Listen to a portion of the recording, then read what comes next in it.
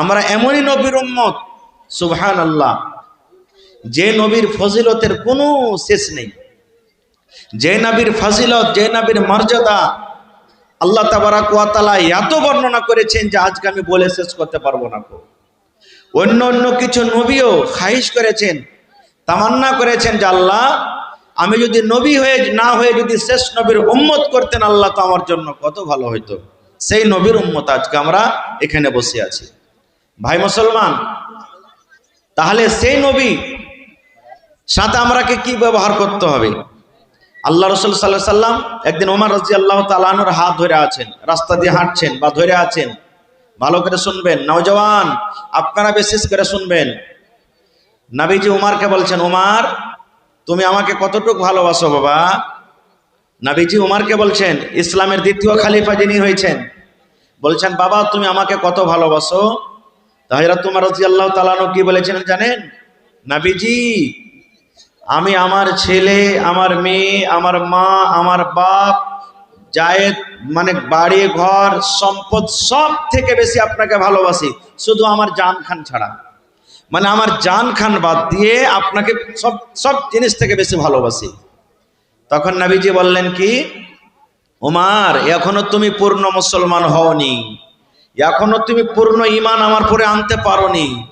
হযরত উমর রাদিয়াল্লাহু তাআলা হুঁশিয়ার মানুষ তো, পট করে তখন বুঝলে যে আমার ভুল হয়ে গেছে। তখন নবীকে বলছেন, ইয়া রাসূলুল্লাহ আমি আমার জান থেকেও আপনাকে বেশি ভালোবাসি। সুবহানাল্লাহ। তখন নবীজি বললেন, হ্যাঁ এতক্ষণে তোমার ঈমান পূর্ণ হয়েছে। একটা হাদিস শুনলেন আপনারাকে, যে নিজের ছেলে মেয়ে, ভাই বোন, ভাতিজা, বিবি, বাচ্চা, সোনা চাঁদি, গরু ছাগল বকরি, দুনিয়াতে যত কিছু আছে সব থেকে বেশি ভালোবাসতে হবে কাকে? কথা বলেন, কাকে ভালোবাসতে হবে? নবী মুহাম্মদ সাল্লাল্লাহু আলাইহি সাল্লামকে ভালোবাসতে হবে। কিন্তু আমার নওজওয়ানেরা ভালোবাসে কাকে জানেন? আমির খানকে ভালোবাসে, সালমান খানকে ভালোবাসে, এই বড় বড় হিরোরাকে ভালোবাসে। আর ওরা যেমনি করে চুল ছাড়বে অমনি করে ছাড়বে। দেখবেন এক জামানা ছিল হিরোরা পিছন দিকে চুল ছাড়তো, তখন আমার নওজওয়ানরা পিছন দিকে চুল ছেড়েছে। তারপরে কিছুদিন এলো আগে দিকে ওরা যখন চুলকে বড় করতে লাগলো, মারছে কুম করে বাড়ি একবারে মনে হয় বাদ কার ফুরফুর করে চুল উঠছে, ওরা আগে দিকে ছাড়তে লাগলো।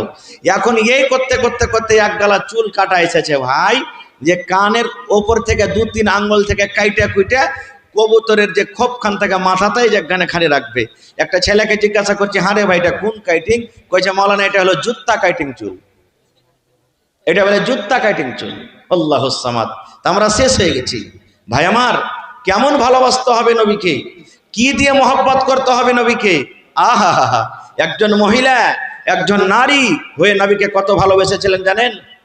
গাজওয়ায়ে উহুদ লড়াই যুদ্ধ চলছে, মদিনাতে খবর হয়ে গেল মুসলমানের বড় বড় নেতা, মুসলমানের বড় বড় পহলওয়ান খলিফা ৭৭ জন শহীদ হয়ে গেছেন। ওই লড়াইতে নবীজির চাচা হযরত হামজা রাদিয়াল্লাহু তাআলা আনহু শহীদ হয়েছিলেন, যাকে সাইয়্যিদুশ শুহাদা বলা হয়েছে। ৭৭ জন মুসলমান। মদিনার গলিতে খবর হয়ে গেল ৭৭ জন মুসলমান শহীদ হয়ে গেছে। মাতাম ছেয়ে গেল মদিনাতে। চোখ দিয়ে পানি ঝরতে লাগলো, হাওমাও করে কাঁদতে লাগলো। একজন মহিলার ঘটনা বলছে, সবারই কথা বলতে পারবো না। লাশের পাঞ্জর দিয়ে হাঁটছে, সব যারা শহীদ হয়েছেন তাদের পাঞ্জর দিয়ে হাঁটছে। ও চিনে না, জানে না যে এটা আমার লাশ কি, ওটা কার লাশ কি, ওটা বাপের কি, মায়ের, বোনের, কিংবা ওইটা নানার কি, দাদর কি, ভাতিজার কি, বেটা চিনে না, হাঁটছে। আর মুনাফিকেরা মদিনাতে খবর উড়িয়ে দিয়েছে যে মোহাম্মদ তোমাদের নবী আছে, নবীকেও শেষ করে দেওয়া হয়েছে। নাউজুবিল্লাহি মিন জালিক। তো মুসলমানেরা আরো কাঁদতে শুরু করেছে, আরে আমাদের নবী শেষ হয়ে গেছে, আমাদের নবীকে মেরে দেওয়া হয়েছে। মহিলারা পর্যন্ত কাঁদতে শুরু করে দিয়েছে। আহা হা। এইবারে একজন মহিলা, তার নাম মনে হয় দিনারিয়া নাকি, আমি বলছি, সেই মহিলা হাঁটছে লাশের পাঞ্জর দিয়ে। হাঁটতে হাঁটতে শেষ ভাগ যখন পৌঁছে গেছে, কয়েকটা লাশ আছে, তখন বলছে এর চেহারা খানটা একটু খোলো তো, এটাকে।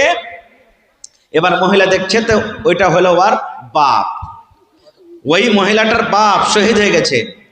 আবার বলছেন এটাকে দেখি, দেখছে তো ওইটা ওর বেটা, উনিও শহীদ হয়ে গেছেন। 3 নম্বরে বলছে এটাকে দেখি, বলছে ওইটা ওর ভাই, উনিও শহীদ হয়ে গেছেন। কয়টা হলো? কয়টা হলো যে ভাই, বাপ, ভাই আর বেটা, 3টে হয়ে গেল। 4 নম্বরে বলছে এটা কি দেখি, কার মুখ? বলছে ওটা ওর স্বামী শৌহর, ওটা হলো 4 জন হয়ে গেল। এবার বলেন, যদি কোনো মহিলার, যদি কোনো নারীর 4টা লোক শহীদ হয়ে যায়, তার জীবনটা কেমন হইতে পারে, মনটা কেমন হইতে পারে, বুঝতে পারছেন? আজকে যদি কোনো মহিলার স্বামী মারা যায়, বাপ মারা যায়, ভাই মারা যায়, একজনা মারা যায়, ওর জ্বালা সহ্য করতে পারে না। 4জন শহীদ হয়ে গেল। কে? ভাই, বাপ, বেটা, স্বামী, 4 জন শহীদ। এবার শেষের বেলাতে কি বলছেন জানেন? রে মদিনার মানুষেরা, আমি শুনেছি আমার নবীকে নাকি শহীদ করে দেওয়া হয়েছে, এটা সত্য না মিথ্যা? আমার নবীকে নাকি শহীদ করে দেওয়া হয়েছে। এবার সাহাবায়ে কেরামের দল বললেন, এরে আল্লাহর বান্দি, নবীকে শহীদ করা হয়নি রে, আমাদের নবী বাহায়াত সহি সালামতে আছেন। এবার মহিলা বলছেন, না, যতক্ষণ পর্যন্ত আমি নিজের 2 চোখে আমি নবীকে না দেখবো, অতক্ষণ পর্যন্ত আমার মনে শান্তি আসবে না।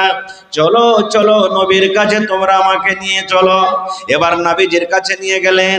এবার নবীকে 2 চোখে দেখলেন। দেখার পর সে মহিলাকে বলছেন, নবী গো, আমার বাপ মরে গেছে, কোনো গম নাই গো নবীজি। আমার ছেলে শহীদ হয়ে গেছে, আমার কোনো গম নাই। আমার ভাই শহীদ হয়ে গেছে, আমার কোনো গম নাই। আমার জীবনের সাথী স্বামী শহীদ হয়ে গেছে, কোনো গম নয়।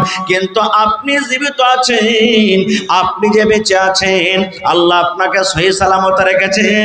আমি ধন্য হয়ে গেলাম, ধন্য হয়ে গেলাম। আমার বুকে দিলে আর কোনো রকমের ব্যথা নাই। নারে তাকবীর। দেখেন কেমন মহিলা, নবীর সাথে মোহাব্বত ভালোবাসা। দেখেন আর একটু আগে চলেন। যেমন আজকে বসে বসে জালসা শুনছেন, নবীর জামানাতে সাহাবায়ে কেরাম কে নিয়ে নবীজি দিনের কথা চলছেন, দিনের কাজ করছেন, বা তাবলীগ করছেন, ওয়াজ করছেন, এরকম একটা মজলিস লেগে আছে। আর একজন আনসারী সাহাবী এসে বলছেন, নবীজি, আমার উট একটা পাগলা হয়ে গেছে। কুকুর যখন পাগলা হয়ে যায় মানুষকে কামড় দেয় না? বলছে আমার উট পাগলা হয়ে গেছে।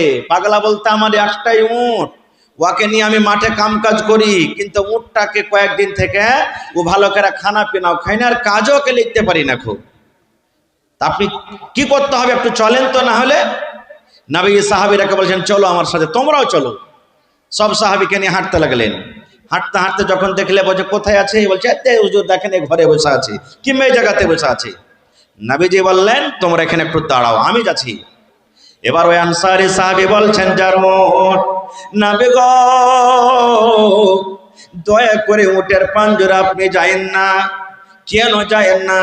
উটটা আমার পাগলা হয়ে আছে, উটটার মাথা গরম হয়ে আছে। আপনি যদি চলে যাবেন, যেমন কুকুর পাগলা হয়ে গেলে মানুষকে কামড় দিয়ে দেয়, কিচ্ছু বোঝাবুঝি করবে না, এই মতো নবী গো, উটটা আমার পাগল হয়ে আছে। আপনি দয়ার নবী, আপনি যখন পাঞ্জরে যাবেন, হয়তো আপনাকে ক্ষতি করতে পারে, আপনাকে মারতে পারে, আপনাকে কামড় দিতে পারে। এই জন্য নবী গো, দয়া করে আপনি উটের পাঞ্জরে যায়েন না। নবী বললেন, তোমরা চুপ করে থাকো, আমার কিচ্ছু হবে না। 1 পা 2 পা 3 পা করে যখন নবী হাঁটতে লেগেছেন, ওরে সুবহানাল্লাহ, একটা জানোয়ারের মহব্বত দেখেন, একটা ভালোবাসা দেখেন। মানুষ তো মানুষ, একটা জানোয়ারের ভালোবাসা দেখেন। দয়ার নবী যখন হাঁটতে লাগলেন, ওই উটটা উঠে গেলেও, আর উঠে যাওয়ার পর আমার নবীকে, ওরে আল্লাহ, যে উটটা পাগল হয়ে গেছিল, যে উটটা কাজে যাচ্ছিল না, আমার নবীকে দেখার পর ওই উট পর্যন্ত নবীকে সাজদা করলেন। সুবহানাল্লাহ পড়বেন না? নবীকে সাজদা করলেন। কিভাবে সাজদা করলেন আল্লাহ জানে। নবীকে সাজদা করলেন। এবার যখন সাজদা হয়ে গেল, সাহাবায়ে কেরামেরা যারা জামাত ছিলেন বললেন, ইয়া রাসূলুল্লাহ, একটা উট যার পরে কোনো শরীয়ত নাই, যার পরে নামাজ নাই, যার পরে রোজা নাই, যার পরে হজ নাই, যার পরে দান নাই, যার পরে যাকাত নাই, সেই উট যদি আপনার সাথে মহব্বত ভালোবাসা দেখে যদি সাজদা করতে পারে, তবে নবী গো, আমরা তো হলাম মানুষ, আমরা মুখে কথা বলতে পারি, হাত দিয়ে কাম করতে পারি, কানে শুনতে পাই, চোখে দেখতে পাই, পা দিয়ে চলতে পারি, আমাদের পরে শরীয়ত আছে, তাহলে উট জানোয়ার থেকে তো আমরা বেশি হক রাখি নবী গো, যে আমরাও আপনাকে সাজদা করব। আমরা তো হক রাখি মানুষ, যে আমরাও আপনাকে সাজদা করব। নবী কি বললেন? রে আল্লাহর বান্দারা, না রে না না, মানুষকে মানুষ সাজদা করবে এটা চলবে না, মানুষকে মানুষ সাজদা করবে এটা চলবে না। নবী আমার বললেন, যদি আমি মানুষকে মানুষ সাজদা করবে এই ফরমান যদি জারি করতাম, কোন মানুষ এক মানুষ আর এক মানুষকে সাজদা করবে এই ফরমান যদি আমি জারি করতাম, তো আমি নবী প্রত্যেক নারীকে, প্রত্যেক মহিলারাকে বলতাম কে হে আল্লাহর বান্দিরা, তোমরা নিজের নিজের স্বামীকে তোমরা সাজদা করো, নিজের নিজের স্বামীকে সাজদা করতে বলতাম। কিন্তু আমি নবী এটাও বলবো না। কেন বলবো না? কোন মানুষ কোন কাজকে সাজদা করবে, কোন মানুষ কোন মানুষকে সাজদা করবে, এটা হলো শিরক। আর শিরকের গুনাহ আল্লাহ রাব্বুল আমিন বিনা তওবাতে ক্ষমা করবেন না।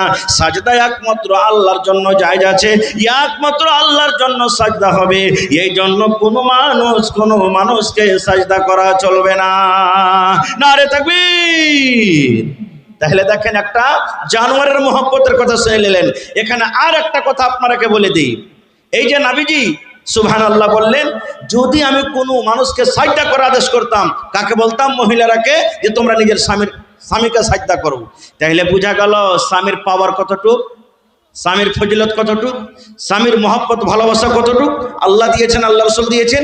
একটা হাদিস আর শুনলেন, আল্লাহ রসুলের জামানাতে এক বাপ নিজের বেটির বিয়ে দিবে, বাপ নিজের বেটির বিয়ে দিবে, বেটি ইনকার করছে না, আব্বা আমি বিয়ে করবো না। খুব বাপ চলে গেলেন নবীর দরবারে, নবীজি আমি চাইছি যে আমার বেটির বিয়ে দিব, একটা ভালো জামাই ভালো ছেলে দেখে বিয়েটা দিয়ে দেব, আমার বেটি ইনকার করছে, পারলে একটু বুঝান তাকে। নবীজি বললেন, তোমার বেটিকে এনেছো? বলছেন না। বলছে, যাও তোমার বেটিকে নিয়ে এসো। বেটিকে সাথে করে নিয়ে চলে গেলেন। এবার নবীজি এসে বেটি ছেলেকে বলছেন, রে আল্লাহর বান্দি, তোমার আব্বা জান তোমার বিয়ে দেবে, তোমার আব্বা জান তোমার জন্য একটা সুন্দর ছেলে খুঁজেছে, তোমার আব্বা জান হয়তো তোমার বিয়ে দিয়ে দিবে। হে আল্লাহর বান্দি রে, তুমি ইনকার করছো, তুমি রাজি হও না। কারণটা কি? যদি হয়তো তুমি রাজি হয়ে যাও এবং তোমার আব্বার কথা মেনে নাও এবং তোমার আব্বা জান তোমার বিয়ে দিয়ে দিবে, রাজি হয়ে যাও। কারণটা কি তুমি ইনকার করছো? এই আমার ভাইয়েরা, এই আমার মায়েরা, খালারা শোনেন, স্বামী কে জেনে শোনেন, স্বামীর ফজিলত কে জেনে শোনেন। এবার সেই মহিলাটা বলছেন, আল্লাহর নবী গো, বিয়ে করার আগে একটা জিনিস আপনি আমাকে জানান, একটা জিনিস আমি জানতে চাই। কি? বলছেন, নবী গো, ধরেন আমার বিয়ে হয়ে গেল, আমি শ্বশুরের বাড়িতে চলে গেলাম, যে আমার স্বামী হবে নবী গো, যে আমার পাতি হবে, আমার ওপরে আমার স্বামীর কতটুকু হক রয়েছে নবী গো, এই ব্যাপারে আমি অজ্ঞান আছি, এই ব্যাপারে আমার কোনো ইলম নাই, এই ব্যাপারে আমি জানি না। একটু দয়া করে বলেন নবী গো, যে আমার স্বামী হবে, যে আমার পুরুষ হবে, আমার ওপরে কতটুকু আমার স্বামীর হক রয়েছে, আমি কতটুকু কি করব নবী গো, যে আমার স্বামীর হক আদায় করতে পারবো। এই ব্যাপারে জানেন, একটু জানান যে আমি আমার স্বামীর কিভাবে কি করব, যে আমার স্বামীর হক আদায় করতে পারবো আমি। এবার নবীজি কে বললেন দেখেন, নবীজি শুধু ওই মহিলাকে বললেন, তার জন্য এটা ফতোয়া নয়। যত মহিলারা এসেছেন, যত মহিলারা এখন আছেন, কিয়ামত পর্যন্ত যত নারীরা দুনিয়াতে আসবেন, সমস্ত নারীদের জন্য হলো এটা মাসলা, এটা আমল। কি বললেন নবীজি শুনেন, রে আল্লাহর বান্দি, তোমার উপরে তোমার স্বামীর অতটুকু হক রয়েছে, তোমার উপরে তোমার স্বামীর অতটুকু হক রয়েছে। রে আল্লাহর বান্দি, যদি তোমার স্বামীর গায়ে যদি ফোঁট হয়ে যায়, তোমার স্বামীর গায়ে যদি ঘাও হয়ে যায়, তোমার স্বামীর গায়ে যদি ফোঁট হয়ে যায়, আর ফোঁটটা পেকে গেছে, ফোঁটটা পেকে গেছে, রক্ত বইছে, খুন চুইছে, এই মতো অবস্থাতে তোমার স্বামী যদি তোমাকে বলে, আব্দুল আব্দুল্লাহর মারে, এ হালেমা জায়েদা, এ খালেদা শুন, আমার এই ফোট পেকে গেছে বিবি রে, আমার এই ঘাটা পেকে গেছে, রক্ত বইছে, খুন বইছে, দয়া করে তুমি এই রক্তটাকে সাফ করে দাও। কি দিয়ে সাফ করে দাও? তুলা দিয়ে সাফ করতে হবে না, তোমাকে পানি দিয়ে সাফ করতে হবে না, কাপড় দিয়ে সাফ করতে হবে না। এরে ভালোবাসা বিবি, আল্লাহ রাব্বুল আমিন তোমাকে জিহ্বা দিয়েছে বিবি রে, এই জিহ্বা দিয়ে চেটে চেটে চেটে চেটে তুমি সাফ করে দাও। নবী আমার বলেছেন, মহিলা, যদি তোমার স্বামী তোমাকে বলে আমার এই ঘায়ে এই রক্ত এই পুঁজকে তুমি জিহ্বা দিয়ে চেটে চেটে সাফ করে দাও, নবী বলেছেন তুমি ইনকার করতে পাবে না, ইনকার করতে পাবে না। তোমাকে জিহ্বা দিয়ে চেটে চেটে যদি তুমি সাফ করে দাও, তাও তোমার স্বামীর উপরে তোমার অতটুকু হক, এতখানি করার পরও তোমার স্বামীর হক আদা হবে না। নারে তাকবীর! এতখানি ফজিলত দিয়েছেন আল্লাহুস সামাদ। তবে এটা মনে করিয়েন না যে আমি এই কাজটা করাবো। রাসূল উদাহরণ দিয়ে বললেন, যদি মহিলা তোমার স্বামী যদি তোমাকে এই কাজটা করতে বলে আর তুমি যদি করে ফেলো, তাও হক আদা হবে না। খুব আমার এটা বিষয় নেই যে আমি ওদিকে যাবো, আমি শুধু আপনাকে দেখাইলাম যে নবী যে বলেছেন যদি আমি কোনো মানুষকে মানুষ সাজদা করবে যদি আদেশ করতাম, তাহলে প্রত্যেক মহিলাকে বলতাম যে তোমরা নিজের স্বামীকে সাজদা করো। এই জন্য আমি হাদিসটা আপনাদের সামনে রাখলাম। আর একটু আগে জানেন, তাহলে একটা মহিলার মহব্বতের কথা শুনলেন, আর একটা উটের মহব্বতের কথা শুনলেন, এবার একটা লোকরির মহব্বতের কথা শুনেন। সহিহ বুখারী শরীফের হাদিস। মসজিদে ইমাম সাহেব যে খুতবা দিচ্ছেন, যে জিনিসটার উপরে চড়ে ওকে আমরা কি বলি? আরো জোরে বলেন। মিম্বার। 4 ধাপি আছে না 5 ধাপি আছে? 3টে আছে। ভালো করে গুনেছো যে ভাই? হ্যাঁ, মাশাআল্লাহ, 3 ধাপি আছে। এবারে যদি পারেন, এখন বেশিরভাগ মসজিদে মানে ইট দিয়ে, টাইলস দিয়ে, আলবেস্টার দিয়ে করা হয়েছে, মেম্বার করা হয়েছে। ভাই আমরা ফতোয়া দিতে আসি না বা দেব না, কিন্তু বেহতার হলো লকড়িরই মেম্বার যদি করেন তো বেশি ভালো, নাকি? খরচা হোক, মাদানী সাহেবরা ফতোয়া দেবেন কোনটা ভালো কোনটা মন্দ আল্লাহ জানছে, ওরা জানে। তো নবীজি খুতবা যে দিতেন, টেক লাগিয়ে দাঁড় হয়ে, ওই জিনিসটা ছিল কি খাজুরের একটা লকড়ি, খাজুরের জড় মনে করেন বা খাজুরের গোড়া, খুতবা দিতেন। এবার একটা মহিলা এসে রাসূলকে বলছেন, নবীজি একটা কথা বলবো। বলছে কি? বলছে আমার একটা ফার্নিচার মিস্ত্রি আছে। ফার্নিচার বোঝেন? লকড়ির মিস্ত্রি আছে। যদি আপনি অনুমতি দেন, আপনার জন্য আমি একটা লকড়ির মেম্বার করে দিব, আপনি পুরাতনটাকে হটিয়ে দেবেন আর নতুন মেম্বারের উপরে চড়ে আপনি খুতবা দিবেন। নবীজি বললেন ঠিক আছে, নিয়ে এসো। এবার সেই মহিলা ওর গোলামকে বলে ওই লকড়ির মেম্বার একটা সুন্দর করে নবীজির জন্য রেডি করে দিয়ে দিলেন। এবার নবীজি পুরাতন মেম্বারকে হটিয়ে দিলেন, আর পুরাতন মেম্বারকে হটিয়ে দেওয়ার পর নতুন মেম্বারের পরে দাঁড় হয়ে খুতবা দিলেন। খুতবা জারি আছে, শুরু আছে। ওরে আল্লাহ, আপনার ভিতরে যখন কোনো দুঃখ চলে আসবে, আপনার ভিতরে যখন কোনো গাম, কোনো পেরেশানি চলে আসবে, কষ্ট চলে আসবে, আপনি যখন কাঁদতে শুরু করবেন, আপনি আপনার কান্দন বের হয়ে যাবে। এত কাঁদতে কাঁদতে এমন হবে ভিতরে কান্দনটাকে থামতে না পারে, হাউমাউ হাউমাউ করে জোর জোর করে আপনি আওয়াজ করে কাঁদতে লাগবেন। হবে না? হবে না? এরকম এরকম হয় না? হয় না ভাই? হয়। এবার নবীজি খুতবা শুরু করেন। সাহাবায়ে কেরামেরা খুতবা শুনছেন, যেমন আজকে আপনারা বসে জালসা শুনছেন, কোনো গল্প নাই। সহিহ বুখারী শরীফের হাদিস।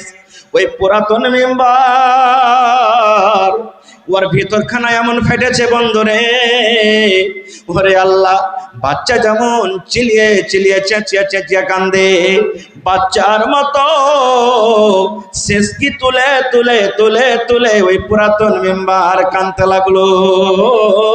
সাহাবায়ে কেরামের দল বলেন, ওর কান্নার আওয়াজ মসজিদের ভিতরে যত মানুষ আমরা আছি, আমরাও তার কান্নার আওয়াজ শুনেছি। সুবহানাল্লাহ। পুরাতন মেম্বার, আল্লাহ কি করতে পারে না যে ভাই? না পারবে না? ওরে আল্লাহ।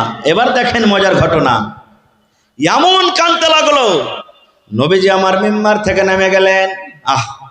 মেম্বার থেকে নেমে যাওয়ার পর ওই মেম্বারের কাছে চলে গেলেন, পুরাতন মেম্বারের কাছে। এরকম ভাবে তাকে বুকে জড়িয়ে ধরলেন, কিংবা মিম্বারটাকে এরকম ভাবে সুন্দর করে তার গতরে হাত দিতে লাগলেন, এরকম ভাবে হাতটা ছুঁয়ে ছুঁয়ে লাড়তে লাগলেন। এবার বলছেন চুপু, হেরে মেম্বার তুমি চুপো, এরে গাছ তুমি চুপো, এরে লোকরে তুমি চুপো, কেন কান্দো? আপনারা জানেন আপনার বাড়িতে যখন বাচ্চা আছে, 5 বছর 7 বছর 8 বছর কার বাচ্চা আছে, বাচ্চা কান্দা কান্দা কান্দা এমন বেহুশ হয়েছে রে আল্লাহ, ওর মনটা এমন ভেঙে গেছে, বাচ্চাটাকে যদি আপনি কোলে নিয়ে এলেন আর চুপতে যদি বলেন, চুপার জায়গাতে আরো মন ভেঙে ভেঙে শ্বাস ফুলিয়ে ফুলিয়ে জোর জোর করে কাঁদবে। কাঁদবে না? কাঁদবে না? বাচ্চাকে যত চুপতে বলবেন আরো জোর জোর করে কাঁদবে। নবীজি আমার পুরাতন মেম্বারকে বলছেন চুপো চুপো, চুপ করে তুমি কান্দো কেন, তুমি চুপো। যেমন নবীজি চুপতে বলছেন, আরো শেষকে তুলে তুলে তুলে তুলে তা সে কাঁদতে আছে। এবার নবীজি বললেন, হেরে পুরাতন মেম্বার তুমি কান্দো কেন, কান্দার কারণটা কি তুমি কি জানাবে না? কেন তুমি কান্দো, কান্দো কেন তুমি, কান্দার কারণটা কি? এবার পুরাতন মেম্বারের কিন্তু মুখ ফুটে গেল। এবার বলছেন নবী গো, এই জন্য আমি কান্দি নবী গো, আপনি এতদিন ধরে আমার উপরে দাঁড় হয়ে হয়ে খুতবা দিলেন, আপনার মোবারক কদম মোবারক পাটা আমার উপরে থাকলো নবী গো, আপনার কথাগুলি আমি আপনার পাঞ্জর থেকে থেকে শুনলাম, কিন্তু আপনি তো এখন আমাকে দূরে করে দিলেন, আমি আপনার থেকে দূরে হয়ে গেলাম, এখন তো আপনার কথা আমাকে দূর দূর থেকে শুনতে হবে নবী গো, এখন তো আপনি আমার উপরে দাঁড় হয়ে আর খুতবা দিবেন না, আপনার কদমটা আমার উপরে আসবে না, এবং আপনার কথা আমি শুনতে পাবো না, এই জন্য আমি কান্দি।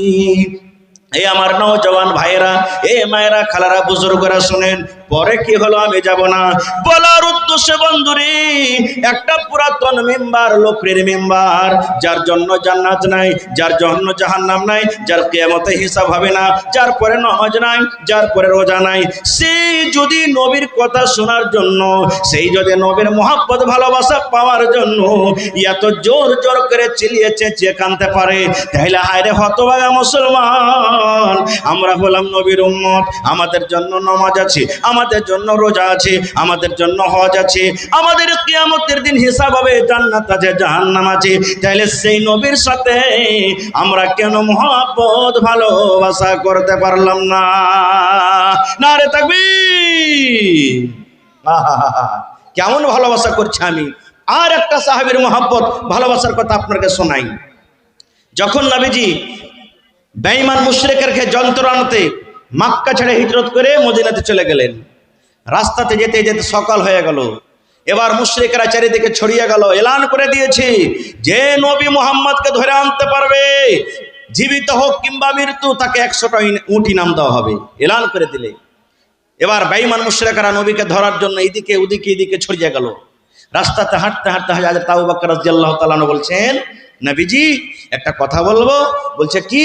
বলছে সকাল হয়ে গেল আর মুশরিকরা হয়তো আমাকে দেখে নিবে, ধরবে, তো এখানে পাহাড়ে একটা গাড় আছে, গর্ত আছে, যার নাম হলো সোর পাহাড় আছে, পাহাড়ের নাম হলো সোর, সোর পাহাড় আছে, ওই পাহাড়ে একটা খাল আছে, গর্ত আছে, চলেন ওখানে আমরা দুজন লুকিয়ে যাই। ঠিক আছে চলো। যারা হাজী সাহেব হজ করতে গেছেন, দেখে এসেছেন, ওখানে আল্লাহ যদি তৌফিক দিয়ে থাকেন দেখবেন যারা যাবেন। এবার নবীজি বললেন চলো তাহলে আমরা ঢুকে যাই। এবার ঢুকতে যাবেন, এবার দেখেন হযরত আবু বকর রাদিয়াল্লাহু তাআলা আনহু কে বলছেন, নবী গো একটুখানি আপনি ইন্তজার করেন, একটুখানি আপনি দাঁড়িয়ে যান। নবী বললেন কেন দাঁড়াবো? বলছে নবী গো এই গর্তের ভিতরে, খালের ভিতরে কতদিন থেকে লোকজন যায়নি, আমিও জানি না, আপনিও জানেন না, আল্লাহ ছাড়া কেউ জানে না। এই গর্ততে সাপ আছে, এই গর্ততে বিচ্ছু আছে, কিংবা কোনো বিষাক্ত জিনিস আছে নবী গো, আপনি ঠকতে গেলে হয়তো আপনার উপর আক্রমণ করে দেবে, আপনার উপরে হামলা করবে, আমি আল্লাহ রাব্বুল আমিনের দরবারে কিন্তু হিসাব দিতে পারবো না। নবী গো একটুখানি আপনি ইন্তজার করেন, আমি আবু বকর ভিতরে ঢুকবো, হইলে আমার কিছু হবে, সাপে কামড় দিলে আমাকে দেবে, বিচ্ছুতে কামড় দিলে আমাকে দেবে, যদি কষ্ট হয় প্রথমে আমাকে হবে, আমার বেঁচে থাকা কালে আমি আপনাকে দয়ার নবীকে জীবনে আমি কষ্ট দামে ফেলতে চাই না।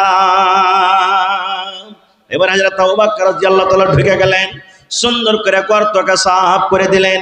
ওর গায়ে একটা কম্বল ছিল, যতগুলি খাল আছে ছোট ছোট ছোট ছোট খাল আছে, কম্বল ছিঁড়ে ছিঁড়ে ছিঁড়ে কিংবা কাপড় চাদর ছিঁড়ে ছিঁড়ে সমস্ত খালকে বন্ধ করে দিলেন। এবার খাল যখন বন্ধ হয়ে গেল, এবার নবীকে বলছে, নবী গো এখন আপনি ভিতরে চলে এসেন। সব গর্ত বন্ধ হয়ে গেল, কিন্তু একটা খাল বন্ধ করার জন্য কিন্তু কাপড় পাওয়া গেল না। আর কাপড় নেই, একটা খাল আছে, ওকে বন্ধ করবে। এবার আবু বকর রাদিয়াল্লাহু তাআলা নবীকে বলছে, নবীজি এই খালটার উপরে আমি পা দিয়ে দিলাম, যদি থাকে তো আমার পায়ের তলে থাকবে। সব গর্তকে আমি বন্ধ করে দিয়েছি। গোটা রাত আপনি কষ্ট করেছেন, আপনি ঘুমাইতে পারেননি, আপনি বিছানায় ঘুমাতে পারেননি। এক তো ঘুম আসছে, আর কত আপনি ক্লান্ত হয়ে গেছেন, খাস্তানা হয়েছেন। এখানে পালিশ নাই গো নবীজি, আমি আবু বকর এই আমার রানের ওপরে পায়ের ওপরে নিজের মাথাটাকে দিয়ে আপনি ঘুমিয়ে যান। আমি আবু বকর আপনার জন্য নিজের পাটাকে আমি বালিশ করে দিলাম। এবার নবীজি খাস্তানা মানুষ, যেমনই সুতলেন নিন চলে গেলেন। এবার শোনেন, ওই খালের ভেতরে মুআররিখিন যারা তারা লিখছেন, ওই খালের ভেতরে একটা বিষাক্ত জানোয়ার কিংবা সাপ ছিল। ওই খাল দিয়ে উঠতে গেল, দেখছে বন্ধ, ওই খাল দিয়ে উঠতে গেল, দেখছে বন্ধ, ওই খাল দিয়ে উঠতে গেল, দেখছে বন্ধ। এই করতে করতে রে মুসলমান, যেই খালে হযরত আবু বকর রাদিয়াল্লাহু তাআলা পা দিয়ে ঢাকা দিয়েছেন, ওই পায়ের সামনে যখন গর্তের সামনে এসেছে, এমন জোরে তাকে কামড় দিয়েছে। ওরে আল্লাহ, বিষের কারণে হযরত আবু বকর রাদিয়াল্লাহু তাআলা কিন্তু কষ্ট পেতে লাগলেন। আস্তে আস্তে আস্তে করে বিষ চড়তে লাগলো। আপনারা জানেন, যদি বিষাক্ত জিনিসে কামড় দেয় মানুষ মরে যায়, নিঢাল হয়ে যায়, হয় কি হয় না। কতই আবু বকর নবীকে ভালোবাসেন, বিষ আস্তে আস্তে গায়ে চড়ে গেল। আরে আল্লাহ, কিন্তু আমার নবীকে কিন্তু এখনো জাগান না। এমন বিষ ব্যথা করতে শুরু হয়েছে গা হাত। এবার চোখের পানি থামতে না পারে, চোখের পানি ঝরতে শুরু হয়েছে। পানি ঝরতে ঝরতে নবী আমার তার রানের ওপরে মাথা দিয়ে শুয়ে আছেন। এক ফোঁটা চোখের পানি নবীর গায়ে অর্থাৎ নবীর চেহারা মোবারকে যখন পড়ে গেছে, যখন চোখের পানি যখন হযরত আবু বকর রাদিয়াল্লাহু তাআলা আনহুর চোখের পানি নবীর চেহারাতে পড়ে গেছেন, নবী আমার চোখ খুলে দেখছেন, আরে আবু বকর তো কাঁদছে, চোখ দিয়ে তার পানি ঝরছে। এবার নবী বলছেন, আবু বকর বাড়ির কথা কি তোমার মনে পড়ে গেছে নাকি? মক্কার কথা কি তোমার মনে পড়ে গেছে? বিবি বাচ্চা বলে কি তোমার মনে আসছে? বাড়ি ঘরের মায়া মহব্বত কি তোমার দিলে চলে এসেছে, এই জন্য তুমি কান্দো? এইবার আবু বকর বললেন, নবী গো বাড়ি বলে আমার মনে আসেনি, ছেলে মেয়ের জন্য আমি কান্দিনি, তবু কেন কান্দো? বলছে, নবী গো এই জন্য আমি কান্দি নবী গো, যে আমার পায়ে কোনো বিষাক্ত জানোয়ারে কামড় দিয়েছে, ওই বিষের কাতরে আমি নিজের কান্নাটাকে আমি সহ্য করতে পারি না। যেমন নবী যে শুনলেন কামড় দিয়েছে, তখন নবী বলছেন, আবু বকর কেন তুমি আমাকে জাগাওনি? বলছেন, ইয়া রাসূলুল্লাহ এই জন্য আপনাকে জাগাইনি নবী গো, গোটা রাত আপনি হেঁটে হেঁটে এসেছেন, গোটা রাত আপনি জেগে আছেন, আপনি ঘুম পাড়েননি। আর আপনাকে যদি আমি উঠিয়ে দেব, হয়তো আপনি দয়ার নবী কষ্ট পাবেন, আপনি কষ্ট পাবেন, আর আপনার কষ্ট আল্লাহ রাব্বুল আমিন কিন্তু সহ্য করতে পারবে না। হয়তো আমার জীবনের আমল নষ্ট হয়ে যাবে, জীবনের আমল আমার বরবাদ হয়ে যাবে, এই জন্য আপনাকে আমি কষ্ট দিইনি।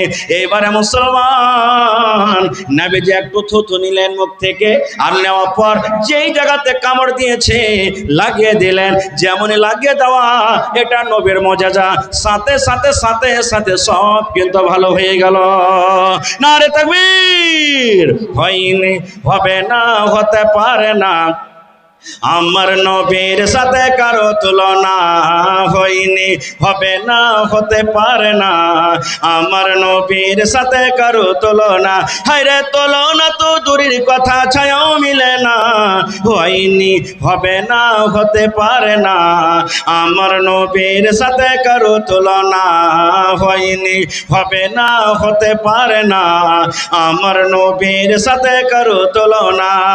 সকল নবী রাসূল ছিল ছিলেন খোদার দেওয়ানা, সকল নবী রাসূল ছিলেন আল্লাহর দেওয়ানা। দু নয়নে দেখবো আল্লাহ ছিল তামান্না, আরে মোর নবীকে ডেকে নিলেন, আরে মোর নবীকে ডেকে নিলেন, দেখবে রব্বানা। হয়নি, হবে না, হতে পারে না, আমার নবীর সাথে কারো তুলনা। হয়নি, হবে না, হতে পারে না, আমার নবীর সাথে কারো তুলনা।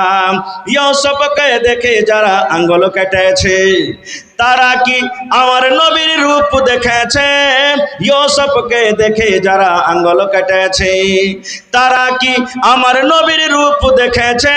আরে দেখতো যদি কেটে দিত, আরে দেখতো যদি কেটে দিত কলিজাখানা। হয়নি, হবে না, হতে পারে না, আমার নবীর সাথে কারো তুলনা। হয়নি, হবে না, হতে পারে না, আমার নবীর সাথে কারো তুলনা।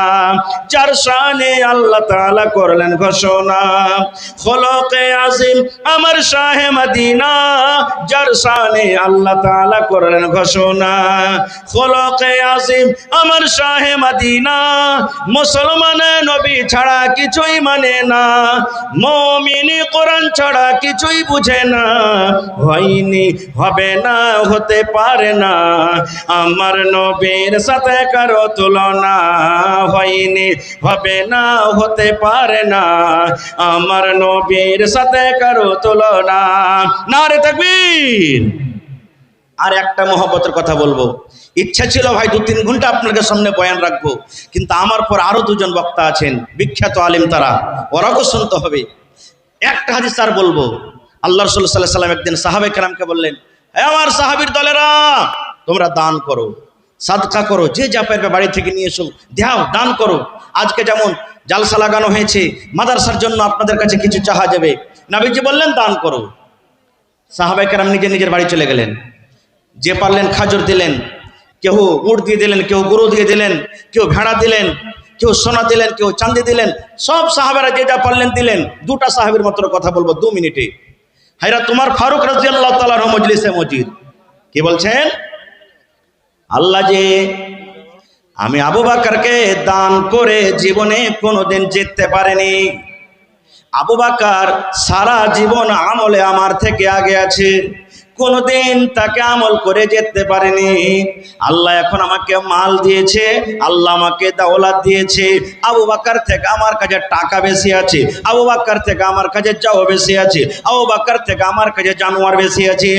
এই জন্য আল্লাহ জি আজকে আমি দান করে হযরত আবু বকরকে আমি জিতবো। সুবহানাল্লাহ। বলছেন আজকে আমি আবু বকরকে দান করে জিতবো। পাল্লা পাল্লি শুরু করে দিলেন। কতটি দান করলেন? বাড়ি চলে গেলেন, খাতা কলম নিয়ে হিসাব করতে লাগলেন। হিসাব করে করে করে করে মালকে 2 ভাগ করলেন। কয় ভাগ? কয় ভাগ করলেন ভাই? 2 ভাগ করলেন। 2 ভাগ করার পরে 1 ভাগ নিজের মেয়ে ছেলের জন্য বাড়িতে রেখে দিলেন, আর 1 ভাগ মাল আল্লাহর নবীর দরবারে হাজির করে দিলেন। এই সমস্ত দান ধ্যান দেখা পর হযরত আবু বকর রাদিয়াল্লাহু তাআলা আনহু বাড়িতে গেলেন। বাড়িতে যাওয়ার পর বিবিকে বলছেন, বিবি রে, নবী দানের কথা বলেছেন রে বিবি। আমি ওমরকে দেখলাম মালকে 2 ভাগ করার পর 1 ভাগ মাল বাড়িতে রেখেছে, 1 ভাগ জমা করে দিয়েছেন। আমি আব্দুর রহমান বিন আওফকে দেখলাম খাজরের বস্তা, পটলের বস্তা দিয়ে দিলেন। আমি ওসমানকে দেখলাম সোনার টাকা, চাঁদির টাকা, উট আর ঘোড়াও দান করে দিয়েছি। বিবি রে, আমাকে দান করতে হবে, দান করার জন্য কিছু বাড়িতে আছে কিনা? আছে বিবি কিছু? ওনার স্ত্রী বলছেন কি, স্বামী গো আছে 1 সা, অর্থাৎ 2.5 কিলো কিংবা 3.25 কিলো। এই যে আমরা ফেতরা দিচ্ছি, 2.5 কিলো চাল কিংবা 3.25 কিলো চাল, একে 1 সা বলা হয়। তো বলছেন 1 সা যাও কিংবা যাওয়ের আটা আছে। বলছে আর কিছু নাই? না তো না। হযরত আবু বকর মনে মনে বলছেন, আল্লাহ, উমর এত বড় বড় করে দান দিলে, উসমান এত বড় বড় দান দিলে, আব্দুর রহমান বিন এত বড় বড় দান দিলে, অমুক সাহাবী এত মোটা মোটা করে দান দিলে, আর আমি অল্প এত বড় সাহাবী, অল্প কিছুটা আমি যাও কিংবা যাওয়ার আটা কেমন করে নিয়ে যাব? কেউ যেন দেখতে না পায় একটা চাদর গায়ে দিয়ে নিলেন বড় ধরনের, আর বুকে চেপের করে নিয়ে হাঁটতে শুরু করলেন। ঢেরি যে রাখা আছে ঢেরিতে ঢেলে দিলেন। ঢেলে দেওয়ার পর এবারে নবীজি কি বলছেন দেখেন, দান সব শেষ হয়ে গেল। এবার নবী উসমানকে বলছেন, উসমান তুমি কি দিয়েছো? নবীজি আমি অমুক জিনিস দিয়েছি। হায়রাত নবীজি আব্দুর রহমানকে বলছেন, আব্দুর রহমান কি দিয়েছো? নবীজি আমি অমুক দিয়েছি। নবীজি বলছেন, উমর রে তুমি কি দিয়েছো বাবা বলো তো? উমর ফারুক মনে মনে বলছেন, আজকে আমি আবু বকরকে দান করে জিতবো রে, কারণ আমি আজকে মালের হাফ দিয়ে দিয়েছি। এইবার হযরত উমর বলছেন, ইয়া রাসূলুল্লাহ আমি মালকে দুই ভাগে ভাগ করেছি, এক ভাগ মাল নিজের ছেলে মেয়ের জন্য রেখেছি, আর এক ভাগ মাল আমি আপনার দরবারে হাজির করে দিয়েছি। এই করতে করতে করতে শেষের বেলাতে নবীজি আবু বকরকে বলছেন, আবু বকর তুমি কি দিয়েছো বাবা? হযরত আবু বকর রাদিয়াল্লাহু তাআলা কে বলছেন জানেন, নবীজি আমি কি দিয়েছি এটা জিজ্ঞাসা না করে আমি কি দিয়েছি আর আমার ছেলে মেয়ের জন্য বাড়িতে কি রেখেছি এটা আমাকে জিজ্ঞাসা করেন। দেখেন কেমন সওয়াল আর জবাব। নবীজি বলছেন, আবু বকর তুমি কি দিয়েছো আর তোমার ছেলে মেয়ের জন্য বাড়িতে কি রেখেছো? ওরে সুবহানাল্লাহ, হযরত আবু বকর রাদিয়াল্লাহু তাআলা কেমন জবাব দিলেন, কিয়ামত পর্যন্ত বন্দরে কোন মানুষের কোন ধরনের জবাব দিতে পারবে না। হযরত আবু বকর রাদিয়াল্লাহু তাআলা বলছেন, আল্লাহর নবী গো আমি আল্লাহ এবং আল্লাহ রসুলকে আমি বাড়িতে রেখে, আল্লাহ এবং আল্লাহ রসুলের মহব্বত ভালোবাসাকে বাড়িতে রেখে আমার বাড়িতে যা ছিল নবী গো সব কোটা আপনার সামনে আমি হাজির করে দিয়েছি। আমার বাড়িতে শুধু আল্লাহ এবং আল্লাহ রসুল, আমার বাড়িতে শুধু আল্লাহ এবং আল্লাহ রসুলের ভালোবাসাটা বাড়িতে আছে। তারপরে আমার বাড়িতে যা ছিল নবী গো সব আমি আল্লাহর সামনে হাজির করে দিয়েছি। তারপরে নবীজি কি বলছেন, হযরত আবু বকর রাদিয়াল্লাহু তাআলা কে বলছেন দেখেন, আয় আল্লাহ আজকে আমি আবু বকরকে দান করে জিততে পারলাম না।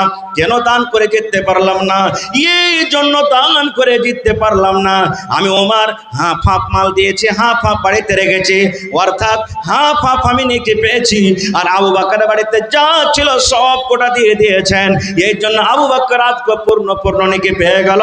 আজকে আমি ওমর আবু বকরকে দান করে জিততে পারলাম না। নারে তাকবীর। দেখেন সাহাবায়ে কেরামের মহব্বত ভালোবাসা কেমন। ভাই আজকে আমি আপনাদের সামনে শেষ নবীর উম্মত আমরা, আর এই শেষ নবীর কথাই মাদ্রাসাতে হয়, আল্লাহ এবং আল্লাহ রাসূলের পড়া মাদ্রাসাতে হয়।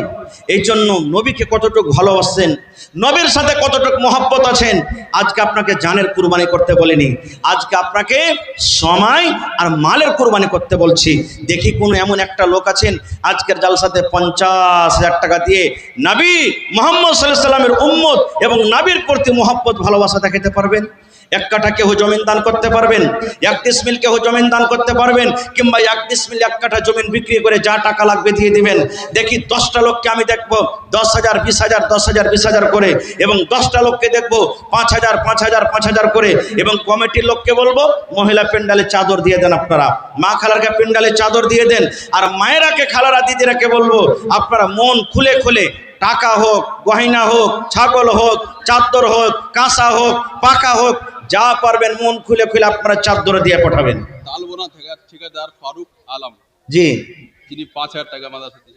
তালবোনা থেকে এই দেখেন তালবোনার মানুষটা খুব মানি। জি সুবহানাল্লাহ। তালবোনা থেকে আমার ভাই ফারুক 5,000, এখানে নাই ফারুক ভাই, নাই এখানে, পাটনাতে থাকছে, ওকে ফোন লাগান যে আরো 5,000 টাকা লাগবে। হ্যাঁ ফোন লাগান, ফারুক ভাইকে কহেন, এত বড় মানুষ আল্লাহুস সামাদ আমার ভাই মোহাম্মদ ফারুক তালবোনা থেকে 5,000 টাকা দিয়েছেন। আমি প্রথম কলম 10,000 টাকার করে আমি 10টা চেয়েছি, 1 নম্বর কলম ফারুক ভাই ইনশাল্লাহ হয়ে যাবে। 5,000 টাকা দিয়েছেন, আর 5,000 টাকার দরকার ভাইয়ের কাছে। নারে তাকবীর, মাশাআল্লাহ। ভাই কত জালসাতে জীবনে মহিলারা কেউ সোনার নাকের আর হাতের পায়ের গলার তাবিজ পান কানের বালি খুলে খুলে খুলে আল্লাহ রাহে হাজির করে দিয়েছেন, দান করেছেন। আজকে কোনো মা খালা দাদি নানি নেই যে আজকে মাদ্রাসার জন্য কোরআনের জন্য আমি একটা নাকের দিয়ে দেব, কানের বালি দিয়ে দেব, হাতের আংটি দিয়ে দেব, পার পায়াল দিয়ে দেব, কিংবা কাঁসার বদনা কাঁসার বার্তান দিয়ে দিব। ছাগল বকরি তো মেলায় পাওয়া গেছে। আপনাদেরকে পারছে সর্বপ্রথম ছাগল পেয়েছি খাইরিগঞ্জ মাদ্রাসাতে, সব থেকে জীবনের প্রথম দান ছাগল খাইরিগঞ্জ মাদ্রাসাতে। যখন ছাগল পাওয়া গেল আবদার করল হাজিব একটা কেউ গরু দিবে না জি। আমি মিথ্যা যদি বলি, খাইরিগঞ্জের যদি কেউ মানুষ থাকে তা আপনারা জানছেন, একটা লোক বলছেন মাওলানা একটা গরু গলা দান করে দেন, দোয়া করে দেন। আজকে আমার এই বানগাম্মা গ্রামে কেউ নেই। মুসার স্ত্রী, হা এই দেখেন মোহাম্মদ মুসার স্ত্রী 500 টাকা আর দুখানটা হাতের বালা দিয়ে দিয়েছেন। নারে তাকবীর। হা এই দেখেন এই গহনা কত ময়ের জিনিস রে ভাই, কত মহাব্বতের জিনিস, কিন্তু নবীর মহাব্বতের আগে কিছু নয় নাকি। সুবহানাল্লাহ। রব্বানা যালামনা আনফুসানা ওয়া ইল্লাম তাগফির লানা ওয়া তারহামনা লানাকুনান্না মিনাল খাসিরিন। রব্বানা আতিনা ফিদ দুনিয়া হাসানা ওয়া ফিল আখিরাতি হাসানাতাও ওয়া কিনা আযাবান নার। আল্লাহ তোমার বান্দি মুসা সাহেবের স্ত্রী হাত থেকে দুখানা বালা, উপর থেকে 500 টাকা দিয়ে দিলেন। ভাই ওমর ফারুক সাহেব তালবনা থেকে 5000 টাকা জমা করে দিলেন। আরো একজন ভাই 300 টাকা দিয়ে দিলেন। আল্লাহ তারকে দানকে তুমি কবুল করে নাও, মনের আশাকে আল্লাহ পুরা করো, রোজ রোজ করে আল্লাহ বরকত দাও, কামাই থামাইতে আল্লাহ বরকত দাও। হাজি আব্দুল গফুর সাহেব 2000 টাকা। আলহাজ আব্দুল গফুর সাহেব তো কম যে হয়ে গেল লাগছে হাজি সাহেবের দাম। হ্যাঁ হাজি সাহেবের দাম কম হয়ে গেল। আমার হাজি সাহেব যদি চাহে যে আমি 50,000 টাকা দিয়ে দেবো, তাও দিতে পারবেন ইনশাআল্লাহ, দিতে পারবেন। আল্লাহ সামাদ। তো আমার শ্রদ্ধেয় আলহাজ আব্দুল গফুর সাহেব, দেখেন কত সুন্দর নাম, গফুর আল্লাহর একটা সিফাতি নাম, গফুরের বান্দা, 2000 টাকা দিয়েছেন। তো নানা 1000 ইটের দাম দিতে পারবেন না? আছেন না নাই চলে গেছেন নাকি? আছেন উনি তো শুনতে পাই না। শুনতে পাই না। কিন্তু দোয়া করতে কইলে ফারুক সাহেব। আচ্ছা ফারুক 10,000 পুরা করেছে না করেনি?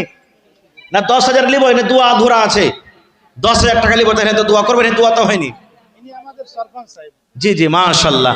2000 টাকা কথা বলছেন, আমি 5000। বর্তমান সরপঞ্চ সাহেব মাশাআল্লাহ মাশাআল্লাহ, ভালো আছেন মাশাআল্লাহ। কি সরপঞ্চ সাহেবের নাম? আজহার সাহেব, আমার সরপঞ্চ ডাক্তার আজহার। ডাক্তার আজহার সরপঞ্চ সাহেব।